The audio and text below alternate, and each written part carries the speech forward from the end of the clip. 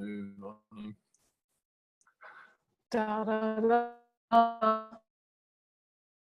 It's nearly 7 o'clock and oops, there is, I'm just seeing the live thing again now because we want to look at the camera up here for Zoom. Zoom is better. So welcome. 7 o'clock to talk about parenting. Our internet is unstable. Otherwise, we will switch phones. Do we want to switch phones? Can do. No.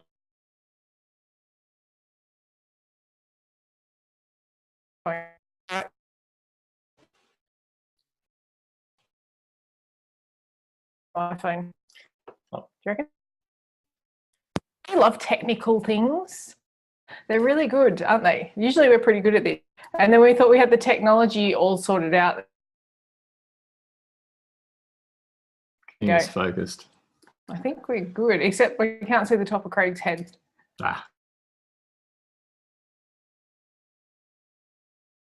It's like we're all here to learn about parenting, and as you know, the topic is that you're never going to get parenting right, and you actually can't muck it up. So isn't that a really good thing to know? Is that, you know, we've got both sides of the equation happening there.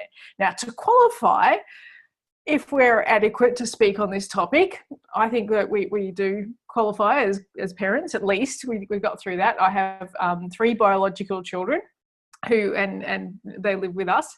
Well, 2 of them do, from 25, 21, and just turned 20. And then the stepkids. Yeah, 2 little fellas. Stepkids, his real ones. Yeah.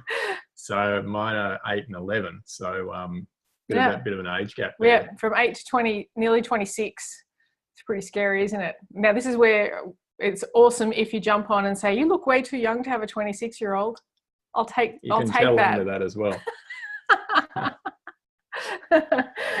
Anyway, so we've been parenting for a long time. If you added up all those years, that'd be a fair amount. So here we are to tell you that what we've learned after years and years of, you know, thinking we're either nailing it or we're mucking it up, and nailing or failing. And then, of course, in the years since then, we have come to discover that, you know, you can't muck it up, and you certainly can't get it right all the time anyway. So that's what we're going to talk about tonight, which is a pretty cool topic. Yeah, it sounds a bit like doom and gloom, but in fact, it's the other way. It is exciting. It is it's exciting. It's like being on a scary ride. You get a bit of everything. So, you know, when we talk about our kids and how they develop certain stories, I mean, a lot of us joke, and I know I certainly did it when my kids were growing up. If I was really going off at them, you know, and they'd be like, you can't talk to us like that, I'd be like, now you've got something to tell your psychologist when you're 30, which was a bit tongue-in-cheek, and it was sort of the same response I used to get at times when I was a teenager. But to a degree, we actually are helping them to form their stories and who they are in the world, even when we seem to be the mean parent and we seem to be coming down hard on them, that sort of thing. And so those stories and beliefs, they come in from a really, really early age. Usually before we even remember our earliest memory. In fact, they've started to form. Yep. So do you want to expand on that one? Well, I think what's it about age 3 to 5 is where we're getting our stories are building more orientated from our mums. For dad, actually. For dad, yeah. Sorry. and then from up to the age of 7. So what's that key sort of range? So actually mums have the biggest influence on their kids from 0 to 3. So you're actually a tiny little baby, and most of us can't remember what happened at 0, 1, 2. Some of us have our earliest memories around about 3, 4. Some of us don't even remember most of our childhood until we get a little bit older. But that first 3 years is actually about mum and how mum interacted with us, or it's actually not how she interacted with us, by the way. It's how we perceived that she interacted with us as we were developing and forming. So she probably loved us a lot. was doing the best she could with the tools she had, especially if you're a first child. I was a firstborn, you're a secondborn. Yeah. So, you know, there's probably a lot of uncertainty for mum going on around about then. And it's how we perceived we were being treated by mum. And then beyond 3 up to the age of 7, that's when the dads come into the realm, and they have more of an impact. And there's actually a slightly different impact from mum to dad. So mums is more about, am I loved in the world, and do I belong here? Because if you don't feel loved and you don't feel like you belong, your survival is on the line. Because if you think from 0 to 3, that, you know, if you didn't have a parent or someone to look after you in those years, you're dead. You can't fend for yourself. You can't go and search for food, all that sort of stuff. So biologically, that's where we looked to see our orientation in the world. Thank God for most of us, there is this hormone floating around in our mum's body called oxytocin. So even if you were like the most ugly alien baby in the world, most likely your mum still loved you enough to feed you and get you through those first few years. And then dad, what does he do from the 4 till 7? So dad's about acknowledgement and about how you are in the world, sort of thing. So, you know, it's about being seen, being heard, and that sort of thing. So if we perceive at that young age that dad's not seeing us, or maybe dad's not around that much, or you know, we're feeling overlooked, you can be sure we're going to create some stories around that are going to kind of feed into the values that we end up ultimately creating as young people, that we carry with us through into our adult years as well. Absolutely. So basically, as a parent, your real job when you have this small child from 0 to 7, you've really only got one job, and that is basically getting them to survive. Because they could potentially, if they had to, get around the world, and they could actually source food after that themselves. They could find a way around. Not that we do that in our society. We tend to wait until they're at least 18, 20, 35, 40. 42. No, I'm kidding. No, they should be well and truly looking after themselves by then. But it does happen that they do stick around for a long time. But really, from 0 to 7 as a parent, the only thing you're required to do really in this world is to help that child survive. And they do say, as far as those roles go, it's the mother's role to hold the child close and let them know that they're loved, and it's the father's job to take them to the top of the mountain and show them how the world works and acknowledge them for who they are. So but as we said, there's these weird perceptions that come up because maybe the smallest incident happened, particularly with you know, what happens between your mum and your dad and yourself, of course. So it may be something as simple as, I remember I was little and I was helping my dad. He was doing some renovating in the bathroom, and he had the skylight. He made a skylight in there, and so there's this big gaping hole in the roof, and I was very excited to be in there. And I was actually, I don't even know why I was allowed in there, but I was standing next to the basin, and he's renovating away and he's fixing something, and all of these flies had come into the bathroom, and I decided it was a smart idea to clap my hands a lot. And I ended up with squished flies all over my hands. I don't know how old I was, but old enough, obviously, to squish a fly.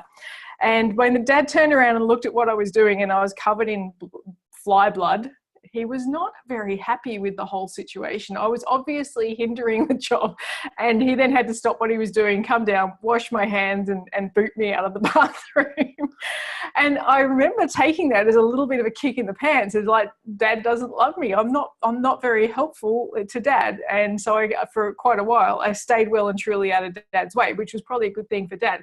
Now, it wasn't that Dad didn't love me, and it wasn't that you know, anything other than I was being an annoying child. But for a while there, I took it in that, you know, I'm not wanted, I'm not acknowledged, I'm not important. It's more important that the bathroom gets fixed and blah, blah, blah. And I'm just a pain in the ass. That's basically the belief system that I ended up from that little thing here.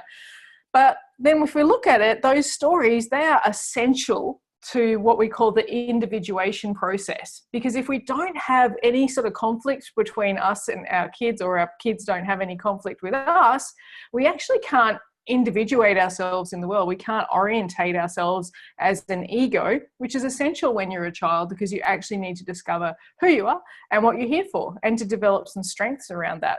And so the ego forms a vehicle, if you like, for being able to then move through the world and experience, you know, life in this physical sort of form. So it's essential. So as the parent at that young age, you're nurturing, you're protecting, and as the child, your job is to form the vehicle, form the stories, absorb and to experience. And the natural way is that you'll form those stories. So that sort of leads us into that. If that's the mechanism that we're dealing with as parents and kids, there's no real right or wrong there. And there's no perfect way of going. It's as long as, essentially, sounds a bit minimalistic, but as long as the child makes it through and survives, then as a parent, the parent's done their job. So it's about allowing the child to have those experiences and create those stories so that they can create their values. Their values and their identity. And they'll live and experience through those values and until such times as they become more aware about what's going on there later on in life. Absolutely.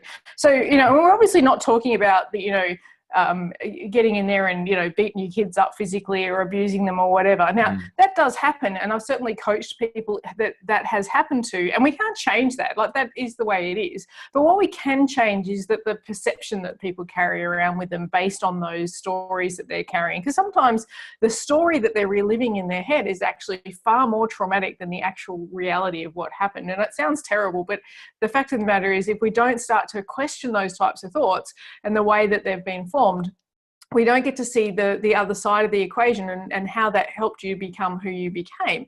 So even in an abusive situation, and this does send people's hair up the wrong way sometimes. It's just, it does have an upside. There is a lot of things that are formed when someone has come from an abusive relationship or an abandonment relationship. I've certainly, again, had a lot of clients where they never even met their dad, or they only met them once or twice, and these sorts of things. So it's important, though, that all of those things shape who you are and who your kids become. And really, even an absent dad can't really muck it up, because an absent dad usually teaches someone how to be a better parent, how to be more present for their kids. You talk to anyone whose parent disappeared, and you watch how they interact with their kids, because they don't want that for their kids. So that's where the values have actually come about, because of the void in their life. And that's quite a significant one. You can see it very easily, but we all have that going on anyway. It happens regardless. Even if your void in your life, say for example, I grew up three kids in the family, so 2 siblings. You had 3 siblings. Yep.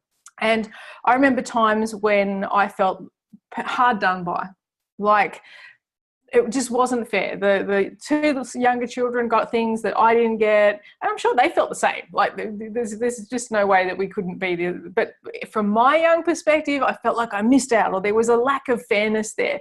And so that, for a long time, became part of my values. I wanted to make sure there was a fairness in the world overall, and also amongst my kids. So now I don't think I got that right, because I don't think it's actually possible to be 100% impartial across 3 children. It's not going to happen, because you've got birthdays and Christmas and all sorts of things there. So, it's just that those values and voids come together. And then there's the other side of the equation where values come from as well. Getting it perfect.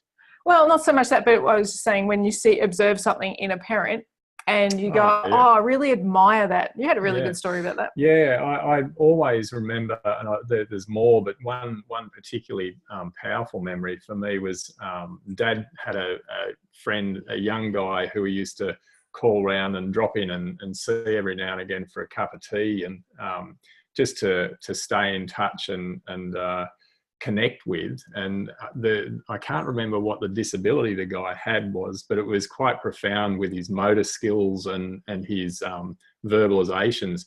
As a young kid, Dad'd take me around with him to hang out, and then we'd go and do something else after that.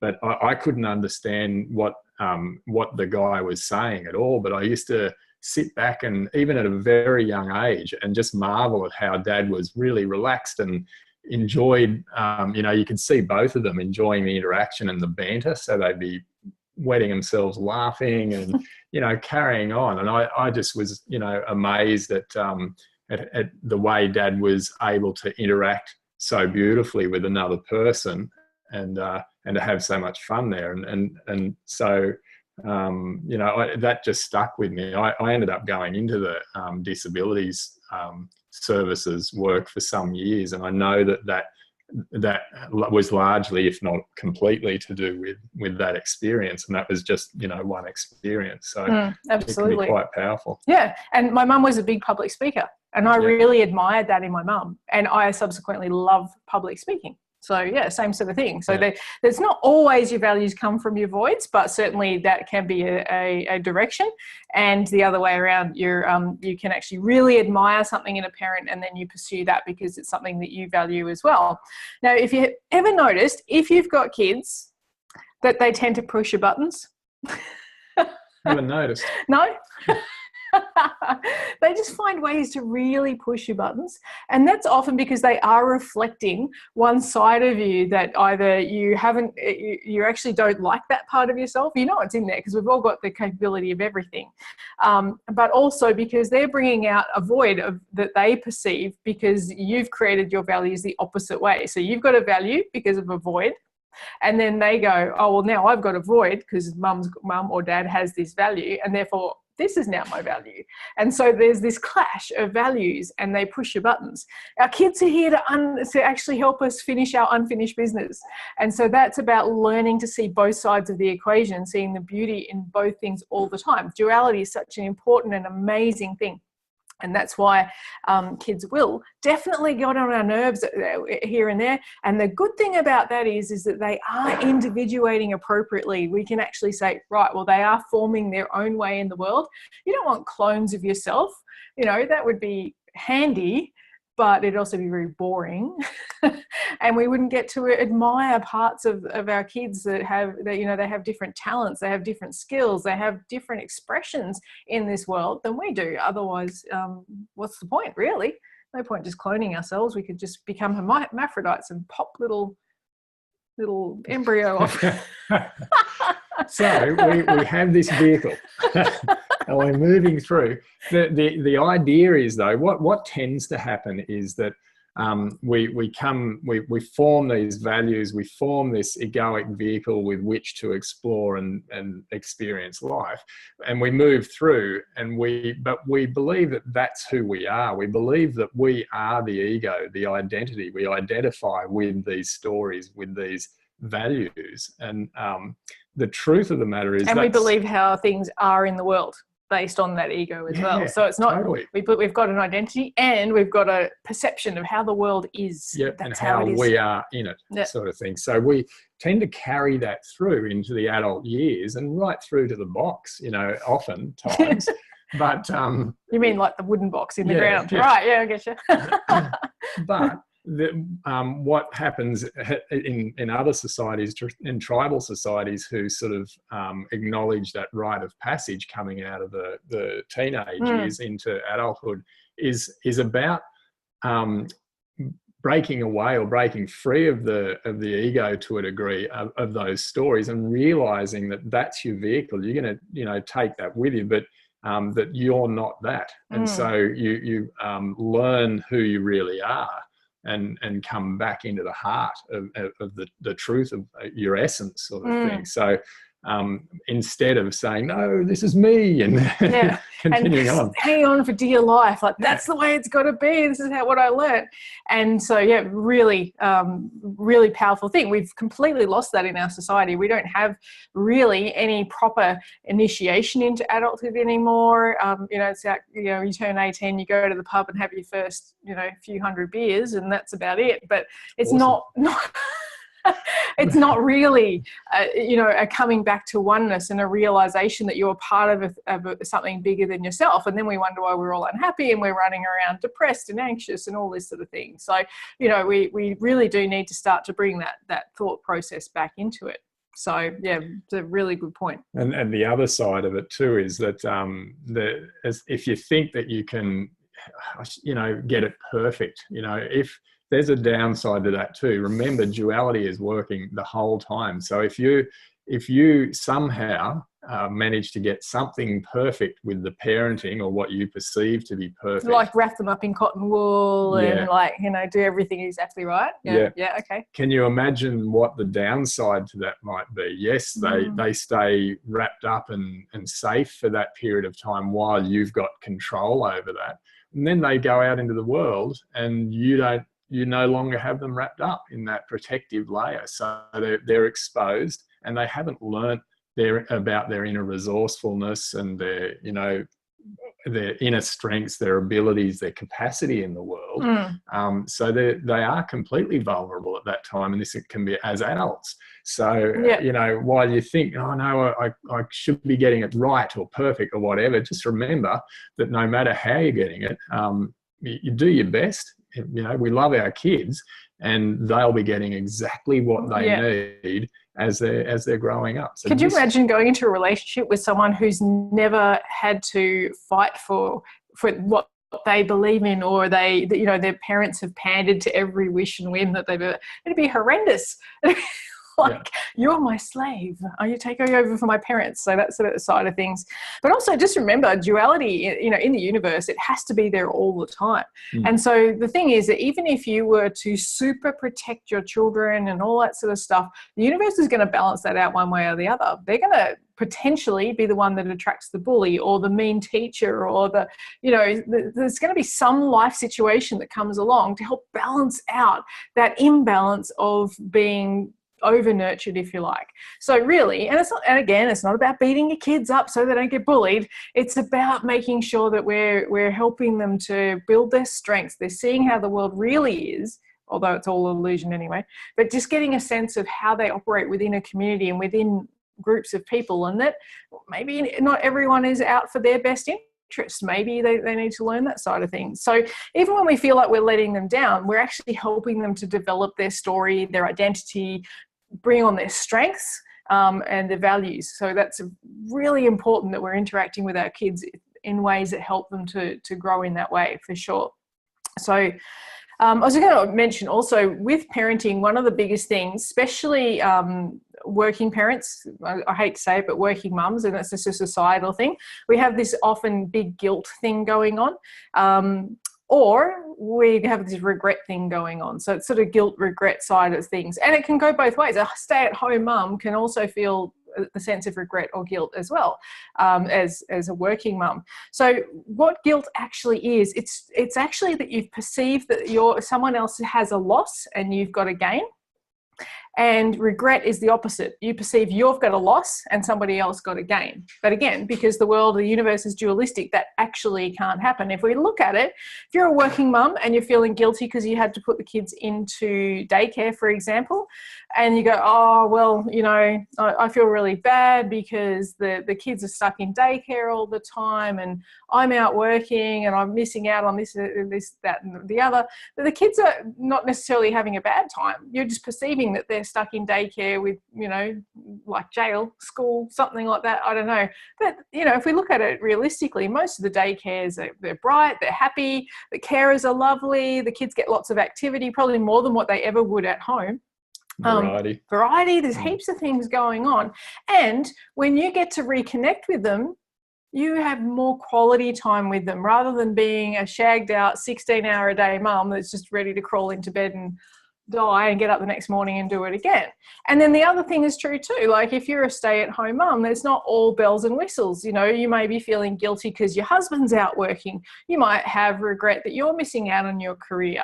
So there's two sides to every situation whatsoever. So we should never, ever, dads, mums, never beat ourselves up around the situation that we're in. We're best to follow our heart. We're best to become the inspiration to our kids to live according to your true nature and purpose. Because from there, that's how they learn. That's how they become inspired. That's how they get to have a happy and fulfilled life. Because it's not about all rainbows, butterflies, unicorns, and I want to say unicorn poo. Other fluffy things.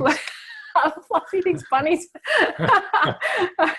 But it is about making sure that we're developing healthy, happy, community-driven human beings that they're keen to actually propel the world something bigger than themselves. really, that's all we need. Yep. More of that. So it's about not beating yourself up, Don't beat mums and yourself up. dads. Nope. Just do the best you can with what you got, because that's all you can do in any given moment. And if you find yourself yelling at the kids, I know I've done it a few times. I've done a bit of door slamming in my time. I did a real temper tantrum one day when the door almost broke off my car as I was backing out because of one of the kids. And, you know, they saw the temper tantrum. So what? Get over it. We're all good. Don't worry about it. And so probably, well, they learnt not to leave the door open as we were backing out of the carport. So that was a good thing. At the very least. All learning. All learning, definitely. And then the other side of the equation is, you know, celebrate, be with them, you know, enjoy them, because they're not little for very long. The next thing, you're staring down the barrel of a 26-year-old. You're like, where did that go? So thanks for joining us tonight. Thanks, guys. We will post the recording in the group. If you know anybody who needs to hear this message, they've got kids, they are thinking of having kids, they were a kid, put the comments, get them in the group, invite them along, and we'll look forward to seeing you next week. Same bat time, same bat channel, unless I go painting, but I don't think I am. I don't think that's on next week. We'll see. Have a fantastic week, guys. Thanks for joining us. Night. See you later.